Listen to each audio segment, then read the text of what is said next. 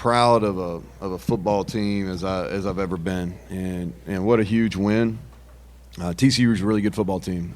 Team that they won a lot of those games last year on their way to the national championship, and I have a ton of respect for them. I have a ton of respect for Sonny and really the staff that he's put together, and they do a great job. And this was a fight.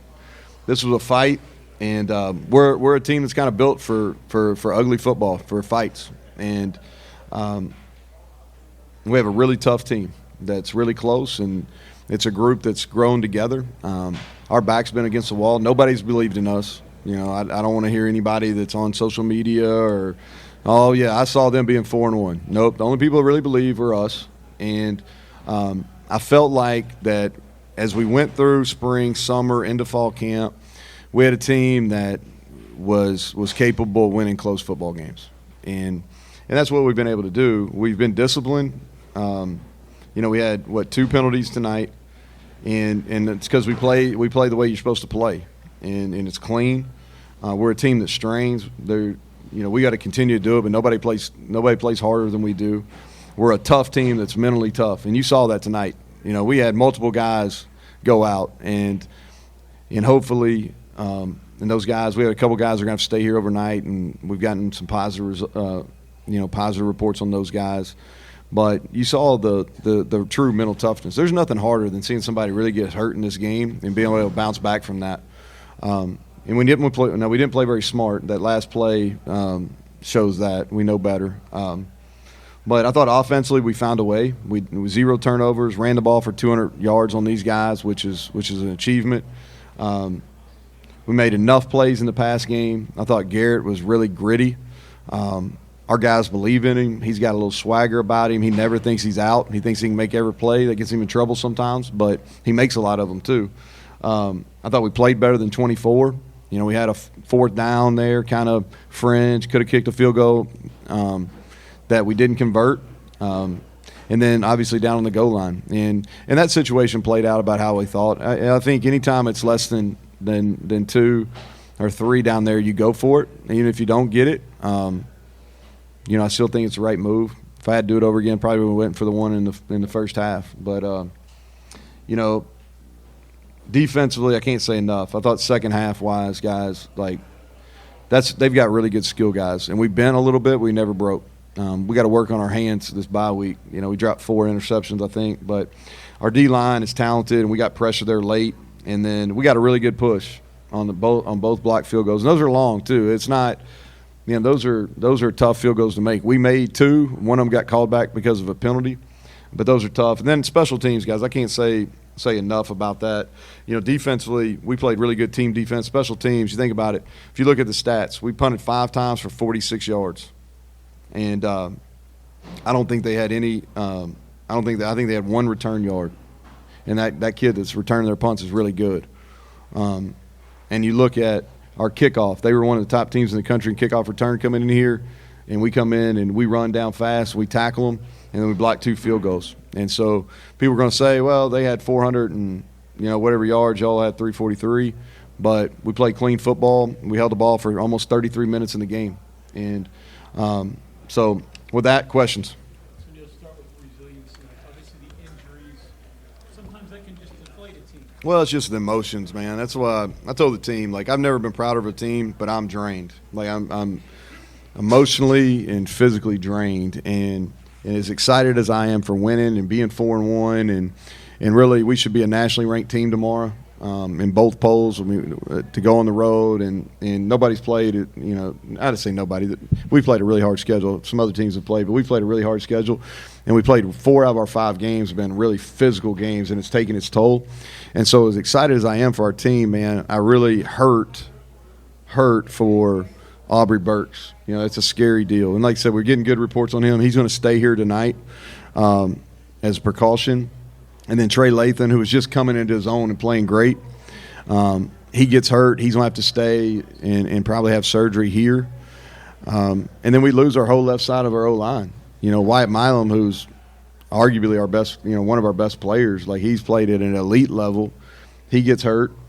And then Tomas Remak gets hurt on a field goal, on an extra point. And so we found guys. Jaquay, Tomas came in. And so, as excited as I am, I feel for those guys, and I think our team feels the same way. Neal, it looked like they were able to run the ball on the inside a little bit, something a little different they were doing, and then what were your adjustments in being able to shut that down? Well, I thought they hit a couple there in the second half, but if you would have told me, hey, you're going to hold them to 135, I felt pretty good about it. If you told me before the game you're going to rush for 200, you're not going to turn it over, and they rush for 135, yeah, I feel pretty good about it. Now, tell me we miss a fourth down, we don't convert inside the 5, I'm saying it might get a little hairy. But yeah, they got good skill players. Like, quarterback played well tonight until we were able to put some pressure on them. The running backs broke some tackles. I mean, they're good players.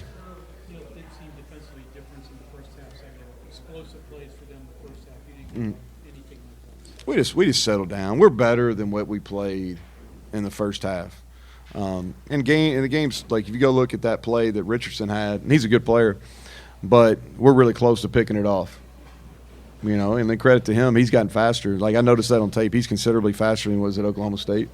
And he takes it to the house. And then they had a couple big plays. They had the 4th and 3 that they scored right before half. And that kid's a good player too. He can run. And so we got some coverage things fixed, and we did a better job tackling in space. You talked a little bit about the time possession, and you kind of said it was ugly, but it was also sort of 3 phases playing together where you were able to minimize their offense with your offense and your special teams. How do you feel like that all played together? Well, I think that was a plan. We're not a particularly deep football team, and so, the thing that nobody talks about when you play really fast is your O-line has to play all those snaps too, and so we're running a bunch of D linemen in, and so I felt if we could get some stops on first down, we could rotate our D line, and as the game went on, I felt good about. And I felt like that coming into it, even though they were going to play really fast, I felt if we could be good on first down, we could rotate our D-line, and I liked our matchups at certain spots. But, yeah, we've played good team football. And part of the job offensively is not lose it. Now, we've got to make some more plays in the pass game, but we take care of the football. We're able to grind out some tough yards on the ground, and then until that goal line deal, we've been really good in the red zone. Yeah, that's probably another unique thing. First, so Garrett he practiced a little bit on Tuesday, didn't practice on Wednesday, and really was planning on going with Nico because Garrett went out on Tuesday and he really wanted to go, and he was probably 75%, and Nico was healthy, and I just felt like, okay, I think it's better we don't play from at that point. I felt like he'd have 2+ weeks to prepare for Houston. So we didn't even practice him really on Wednesday. And then Wednesday, right at the end of practice, Nico rolled his ankle. So he went from, hey, we were going to go to, all right, Thursday morning it was pretty clear that he wasn't going to be able to go, that Nico wasn't going to be able to go. And so Thursday for us is usually a walkthrough where we don't sweat, quarterbacks don't throw. And as soon as I knew that Nico probably wasn't going to be able to go, or it was going to be highly questionable, I told Garrett, I was like, hey, everybody else in meetings, you go suit up. You didn't throw yesterday. Let's see what it looks like. And if you can push off your back foot to throw it, which is his ankle, I said, then, all right, if you can show me, this is your opportunity. If you can show me you can play and be close to 100%, then it's your chance. He went in through it really well. Credit to him. He's worked extremely hard over the last 72 hours to get himself ready to play. I didn't think he'd be able to run as well as he did, but the Joker's tough, man. He's tough, and he's a winner, and he just found a way. And so credit to him. But, yeah, Tuesday and Wednesday we had a plan for a left-handed quarterback and a little bit different style, and then we kind of hit a 180 on Thursday. So for us to come out and be able to make enough plays to win after that, I think it says something about our staff and our kids. You came in here 2 years ago and beat them. Since then, they've won 10 out of 11 in this building. You don't come into venues like this and win these games without little wrinkles. Talk about even the sugar huddle. There were times they really seemed to have them off balance with what they were trying to do defensively. Yeah, we started doing that when we got some guys hurt, and credit their defense coordinator. He does a nice job. He gives them opportunities. I like what they do because they can play plays and their guys get lined up. And I could tell as we went through the game, he was calling it once we got into formation. You know, like the defense was looking. I was like, okay, we're really not built right now to go tempo because we have some injuries, and I don't want to put we can go tempo, but I didn't think this was the time for it. So a way to get to that is sugar huddle, get out of it fast. We hit some explosive runs because of that in the second half. I thought it got us going. And then, I was laughing before I came in here. It's like we called about every play we had.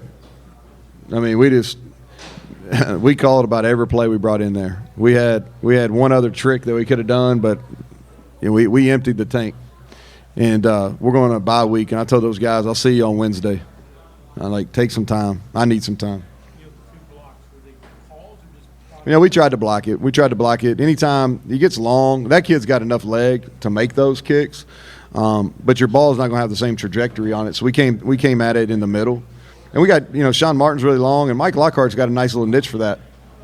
I think he's blocked three kicks now. So, and we probably spend more time than most teams doing that. We go good on good, field goal versus field goal block, and the work paid off. Well, that's the one thing. You go in and you get so. Probably would have gone to the right there if I had to do it over again, maybe down that goal line situation.